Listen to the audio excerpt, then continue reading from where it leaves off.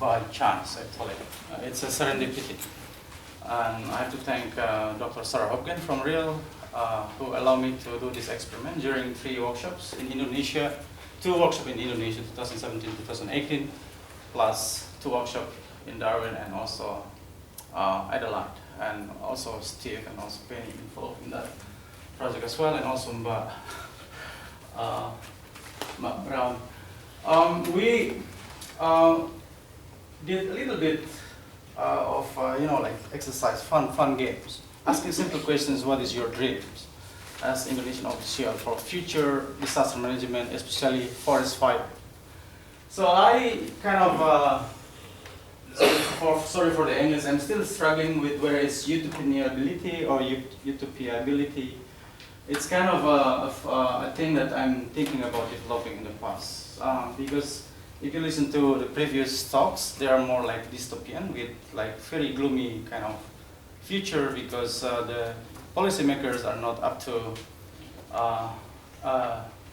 the task of meeting what we are supposed to do in the future. So like you talk about 2030, we expect this kind of global utopia that by 2030 poverty will end. You know, the SDG is kind of a global shared utopia signed by many member states.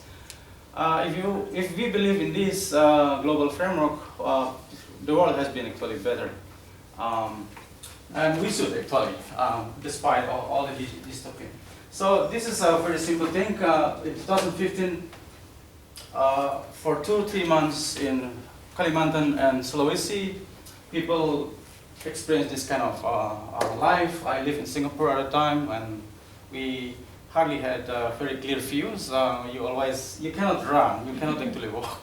You have to kind of stay at home in order to reduce your risk of being exposed to very high pollutants air.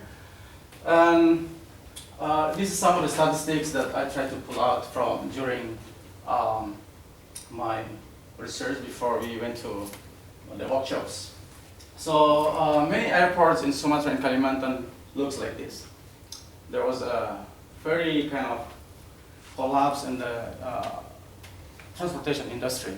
And you look at the logistical costs, lots of damages and losses has been occurred, and I kind of get bored with all the statistics because it's quite consistent across the islands. So there are 7 provinces in these two islands, the big islands, that looks like this. Penumpang, the passenger kind of going down, even the flights actually decline. And some of the places like in Pekanbaru, no flights for 2 months. Can you imagine if Darwin we have no flights for 2 months? It's kind of so. And the Indonesian president at the time using military as kind of the responder, the tough guy who can actually deal with this stuff. And the cost is quite big. Some of the costs, according to one scenario using the ECLAC methodology by the World Bank, the losses is actually twice the BRR Aceh-Nias 2006, 2009. For the whole reconstruction in Aceh is kind of just half of the total losses that we experienced in 2005. But if you look down into the calculations by province, the cost could be actually higher. And this is not including the future health costs of the 20 million exposed population. So you look at the GDP impact, GDP loss in these places. Some of them are quite high, like Jambi is kind of losing 8% GDP, and also Central Kalimantan is the same, and also Papua. So at the time I was actually interested to, because I studied institutions, and we think that like institution change is very slow. Like the Catholic system stays for like millennia, and how you change the system is not that easy. So this guy Jokowi is kind of fresh in the systems, and he actually thought that we can actually solve the problem in 3 years. So at the time, people were actually curious whether we can actually solve the problem. So of course, everybody who studied this, we know that it's impossible. But at the time, the project in Facebook and also social media were kind of very into him. So we were actually, rather than fighting in the Facebook, where we ask simple questions like, how can this happen? It's kind of utopia in that sense, and it's necessary. But later on, this is like a week ago, Jokowi says, I'm ashamed to go to Malaysia and Singapore because it happens again. And he tried to claim and change the narrative around what happened. This says that in the last 3 years, there is a reduced kind of hotspots in the country, of course. If there is no El Nino, that could actually happen, but he actually changed again that he wants to clarify that what he says in the previous years is not what he meant. He meant that, yeah, of course, we need to reduce the hotspot, and he didn't mean that we stop it at all. So he's kind of learning the games and then trying to change the language and the way he communicated in the past. And like civil society asking his promise that he could actually solve. So this is an interesting story, and this still happens. This is like yesterday from Compass again. The Kabut Asap is the haze that never kind of ends. So in 2015, I was actually quite active in writing op-eds, answering media interviews, including TV interviews in Singapore, because I suggest that what Jokowi claimed is impossible, institutionally speaking. And so quite a busy year at the time, because I didn't actually do the science. I did do more like this kind of easy low-hanging fruits that needs to be delivered quickly to the public. So, and this is like the Upacara, the 1774, Indonesian independence just recently celebrated. And at the moment, the whole scheme of things when it comes to public policy in Indonesia, people have been talking about what happened in the next 30 years when we reach Indonesia 100 kind of celebration. And I've been talking to policymakers, at least like 50 of them in last year when I involved in one of the DFAT project design for disaster management in Indonesia. I asked these questions because this keeps coming up about Indonesia 2045. It's like a new kind of utopia, you know. We believe that by that time we could actually solve some of the problems that we haven't actually been able to solve in the last 70 years of independence. So it's kind of a fever if you talk to policymakers. 2045 is kind of the end. And the reason why I was interested in these things, because when I studied in Boston 2011, I was exposed to the work from colleagues from Real Utopia projects, Ellen Reich. We have also some colleagues at UNESCO that suddenly I missed the name. He will come later. But they have a very, very interesting definition about utopia. Utopia is not just like dream that you mentioned. It's like we need to build some kind of empowered utopia that allow people to create a mental space that, you know, they are not actually grabbed or pulled down to the realities on the ground. So this kind of mental space is necessary to be able to, for bureaucrats and for people to be able to free themselves from the constraints that we are facing at the present, that allow them to think about a better future without constraint to the local realities that we are facing today.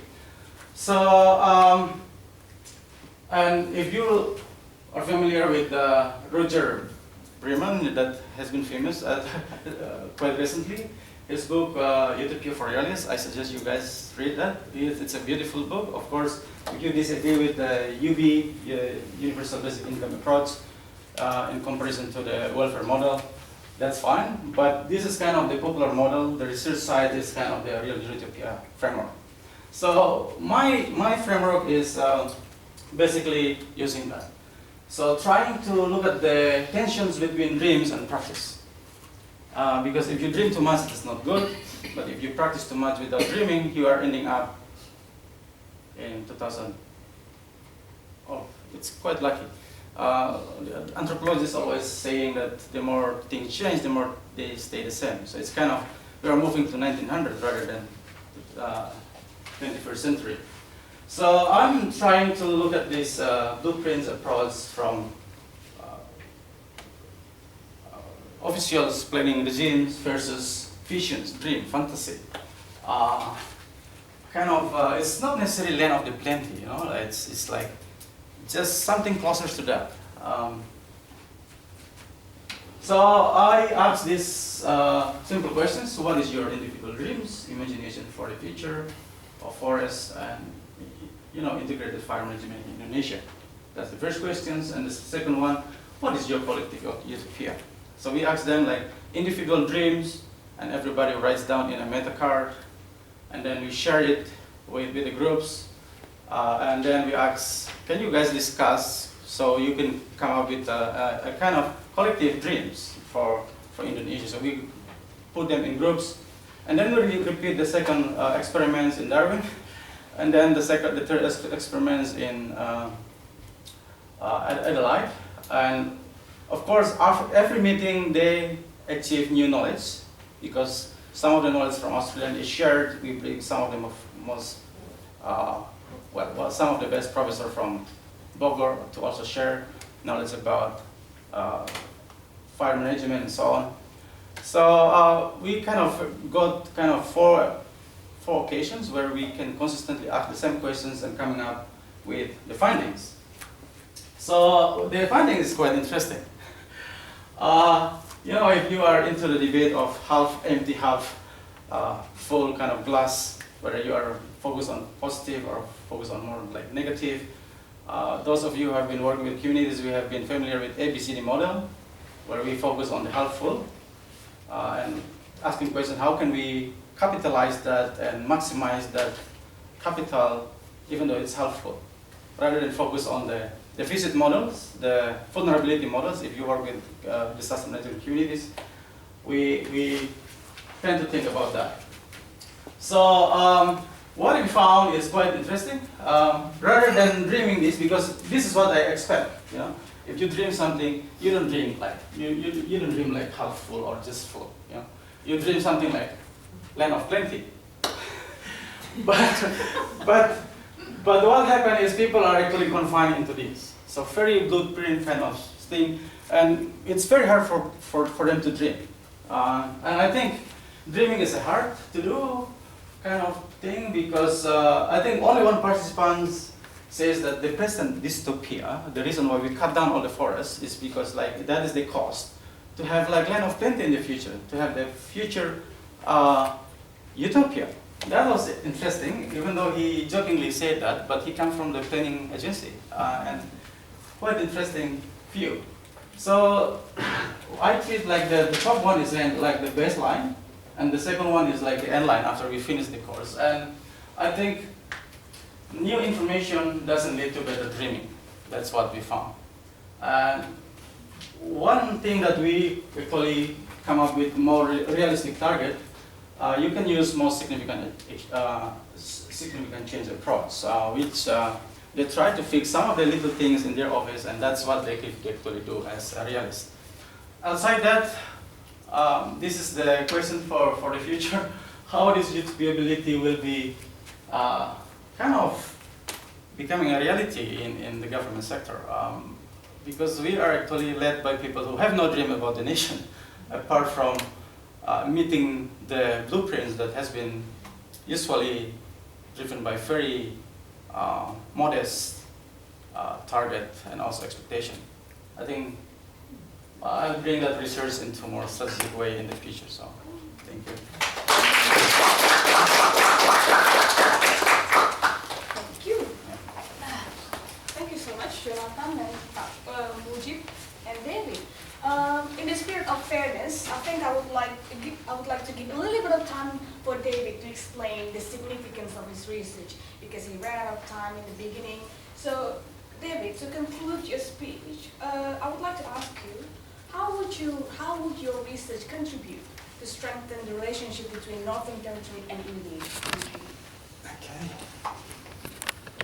So in answering that, Ripka, so I think, so you're familiar that the College of Health has created the Risk Centre, and so I've also I'm participating in the Resilience Development Initiative in Bandung, and I think there's a great opportunity for a cross-fertilisation of research ideas and support both ways.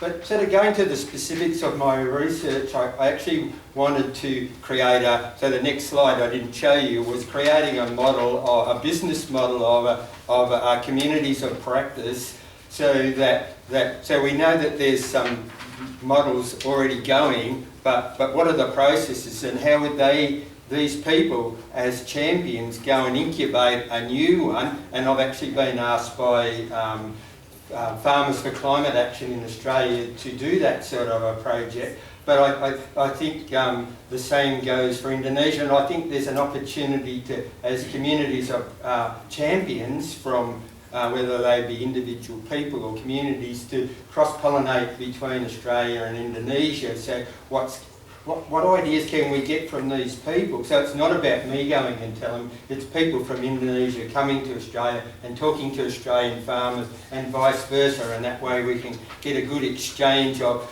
well, this is our business model, this is how it works, this is how we can be more, I guess, create more sustainability, that we're more, we're adaptive, we've transformed some of our thinking, that, you know, droughts are a new norm. Droughts, floods in Indonesia are a new norm, so that we can support each other through the process of being more adaptive and for the future.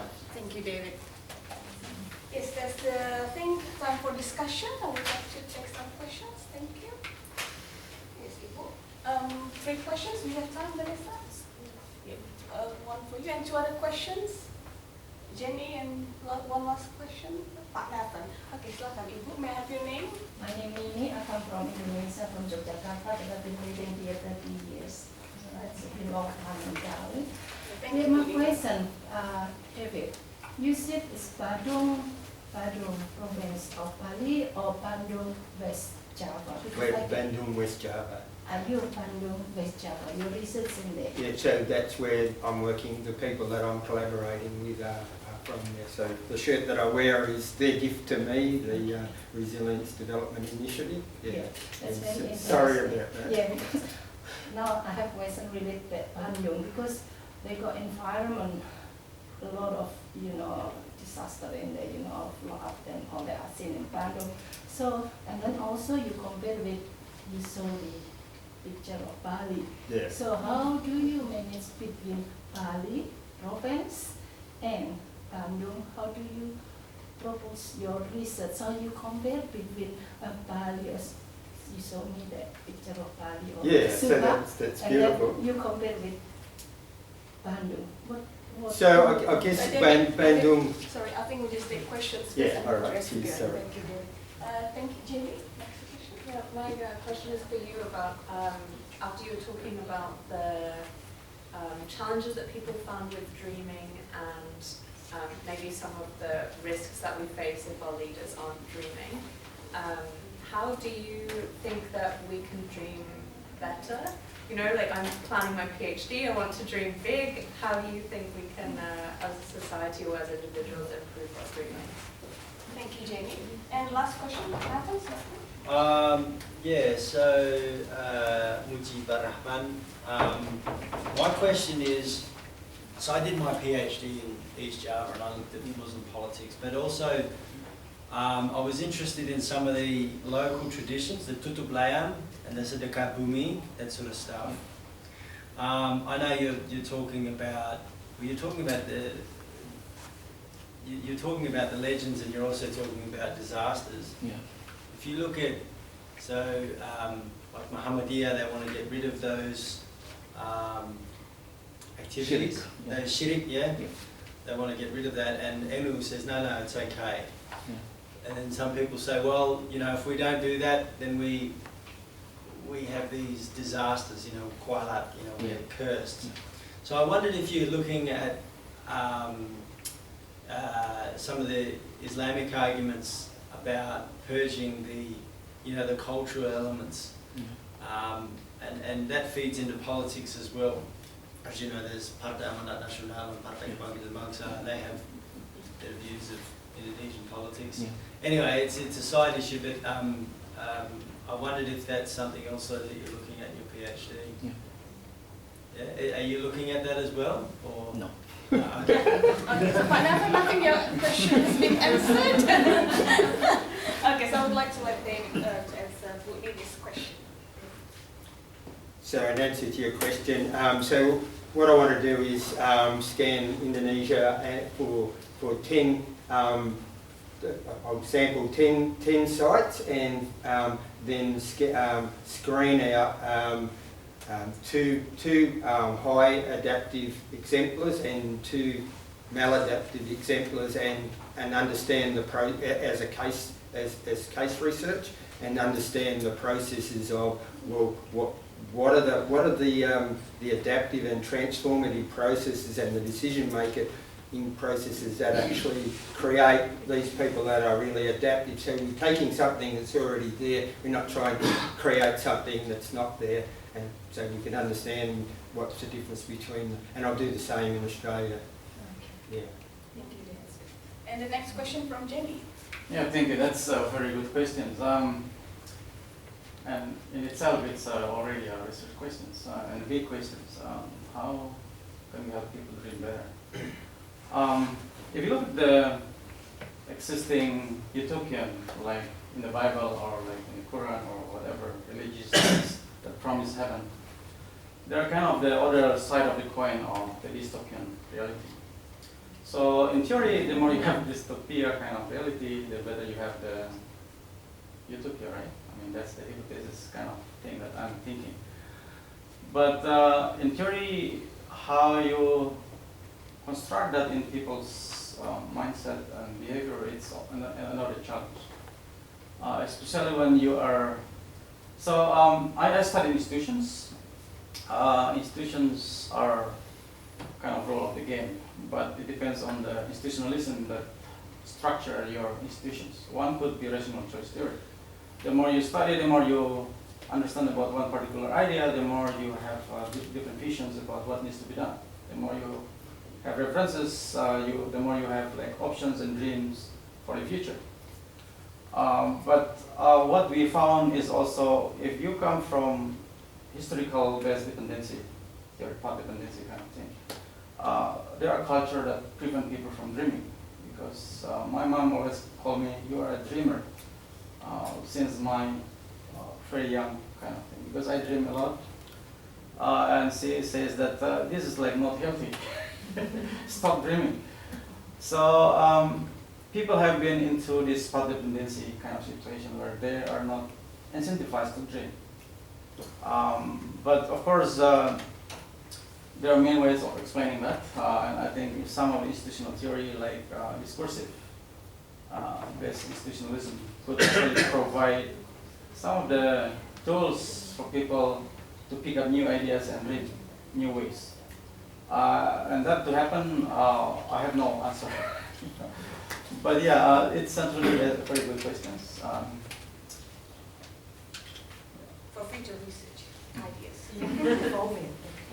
So thank you for the questions, and then I think that's the end of the third session. Thank you people for staying up until midday.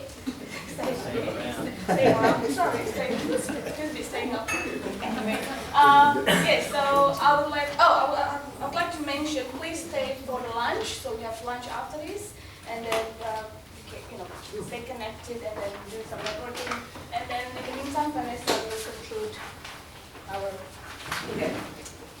Oh, it seems like we've just started and now we're concluding. So the beauty of a mini conference. Hopefully we'll have enough energy out of this event to kind of keep the momentum going of organising something else, maybe something quarterly, and trying to reach out to other parts of Southeast Asia as well. So I think when I was receiving the abstracts, I can see very quickly that it's natural for us to have a lot of abstracts on Indonesia and on Timor-Leste, because I think it reflects the strengths and where our research is located at CDU.